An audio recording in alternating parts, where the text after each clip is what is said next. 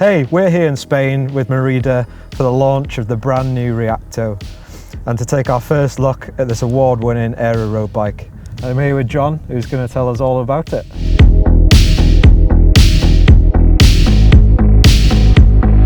Yeah, so this is the 5th generation of the Reacto. The first Reacto was actually launched way back in 2011. So we've got quite a long history in doing bikes like this, but this bike is basically completely new from the ground up. We've made lots of advances. We've worked with a partner, namely Reynolds, to kind of optimise a lot of the aero shapes. And yeah, it's the fastest bike that we've ever done, or fastest road bike we've ever done, and it doesn't compromise on comfort or on weight, which is kind of really important to us to have like a rounded performance for all of our Reacto bikes. Nice, and the Reacto range comes in 2 different carbon layups, is that right? Yeah, so the top 3 bikes use the CF5 layup, and the bikes below that use the CF3 layup.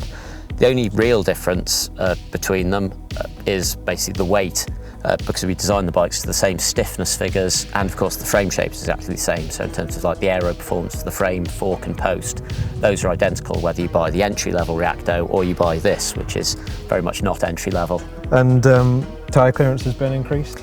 Yeah, so we've bumped up the tyre clearance to 32mm, but it's 32mm with a lot of clearance around it, so like 5mm. So yeah, there's loads of space around that. And that again is because we want to increase the comfort of the bike, again follow the trends in road cycling to have larger tyres. And like I say, there's no point having an aero road bike that's super harsh and uncomfortable and stiff. And that's always been a focus of the Reacto frame. It's having a bike that you can ride all day as well as getting all the aero benefits from it. For those people looking for the new Reacto, is there a significant change to the geometry? No, it's very much been our philosophy that if it ain't broke, don't fix it. So the only real significant change is that the seat post used to be 15mm offset, but now it's down to 0mm offset. There's a couple of millimetres longer on the rear chainstay just so it works with 2x drivetrains, or with the latest generation of 2x drivetrains. And the stack on the frame is slightly lower, just so we can integrate the cockpit more efficiently. But if you fit it on the old Reacto, you're going to fit on the new Reacto, and the handling is going to be the same. Even the frame stiffness levels are also very similar, so it's just as planted, it's just as confident, but we have shaved a bit of weight out of it too. The Reacto keeps its traditional silhouette, but there's a few key changes like the seat stays.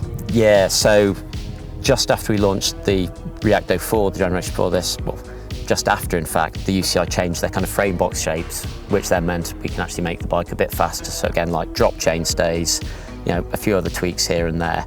And yeah, like I said, we spent a lot of time, both CFD, so computational fluid dynamics, so computer testing. Then we've done a lot of wind tunnel testing, and of course then real world testing on top. So yeah, I think we're very pleased with what we've done and what we've achieved with this bike. And one key change has also been the seat post. You've done a lot of work around the seat post. Yeah, so a key feature of the Reacto for the past couple of generations, we've had what we call the S-Flex post, and you can see there's a sort of cutout, and that just allows the post to have a bit more give and a bit more comfort, and it really does add a lot more kind of compliance into that. But what we've done for the new generation is that we've made the seat post an awful lot thinner, which again has an aerodynamic benefit. And to do that, we've actually relocated the Di2 battery, which used to fit into the seat post. Now it fits into a port in the bottom bracket. That actually makes it quite a lot easier to maintain. You know, if you're taking the post out, you don't need to worry about cutting cables. And the sum total, I think, of the weight savings that we've achieved with this, changing the clamping mechanism and a few other key tweaks, that we've dropped around 100 grams just out of that kind of seat clamp and post system, which on a bike like this is quite significant. And what we've kind of done with that weight is reinvested it into other areas where it matters, again, like the aero features, making sure the stiffness values for sprinting are still like really good. And also it means that the bike handles properly, it's not nervous and twitchy. So yeah, that's again, very important to us that you have a bike that is fast in a wind tunnel, but is also kind of confidence inspiring and stable when you're out riding it in the real world. That makes it a brilliant all-rounder. Particularly the new cockpit as well? Yeah, so the party piece of the bike really very much is the new CW one-piece cockpit, which has got quite a striking profile, kind of seagull wing design, and it's fitted to the top 2 bikes, and I think it contributes somewhere in the region of 50% of the overall drag reduction. It's quite a big part of the package, certainly for the top end bikes. And yeah, it's kind of slightly flared. We did a lot of testing. maybe some UCI rule changes around handlebars might have scuppered some plans there. But yeah, it's a very striking thing, and we do it in 3 different sizes. So you can go from quite narrow on the tops, but then it's still flared at the bottom, so you get like a good, or kind of good stable handling. And again, like it fits lots of different riders of lots of different sizes. The only problem is that 2 of them are not technically UCI legal, so we'll introduce another handlebar which will come in a lot more production models, which is UCI legal. But these should still be available aftermarket, kind of further down the line. Great.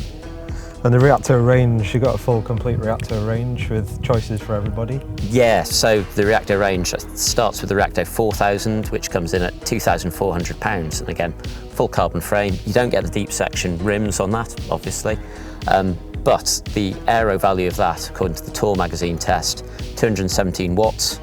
If you put some deep section rims on that, you'll get it down to 210 watts. And considering this is the very, very fastest bike, and that's 196 watts, you can see that you can get a very, very fast bike for not a lot of money. So again, we think it's kind of ideal, ideal for all-round road racers and riders who want like a fast aero bike, but also if you're looking to dabble in, you know, triathlons, Ironmans, that sort of thing, you can get a very fast bike for not a lot of money, and also a great platform for upgrading over time. Okay, so at the other end of the range, you've got this one and the 10K as well. Yeah, so we've kind of realised at the very high end of the range, you have to make some choices as to what bike you get. And the one is all about outright aero performance, so it's the fastest bike in the range. Like we said, 196 watts in the Tour test. But again, you have to choose where you've done it. So we've gone for a 1x drivetrain system, but to get the gear range of a 2x system, we use the classified rear hub. So you still get a full gear range. Again, the slight downside of that is that all that stuff is a little bit heavier. So to counter that, also right at the tip top of the range, we also have the 10K, which we view as kind of more of an all-rounder for an aero road bike. So still gets the super fast cockpit, comes with SRAM, comes with some Reynolds really fast wheels that, 60mm deep wheels. It works really well in crosswinds, and like I mentioned before, Reynolds actually gave us a good bit of help with designing some of the tube profiles, and we used their CFD knowledge to help us boost that. So we really think it's a really rounded package, what you get. So if you want to go super, super fast and don't worry too much about weight, then Reacto 1 is the one for you. If you want a bit more of an all-rounder, then 10K is where you should be looking. So there we are, the Reacto. This is one fast and versatile aero road bike. To find out more, check the link down in the description, and please like this video and subscribe to the channel.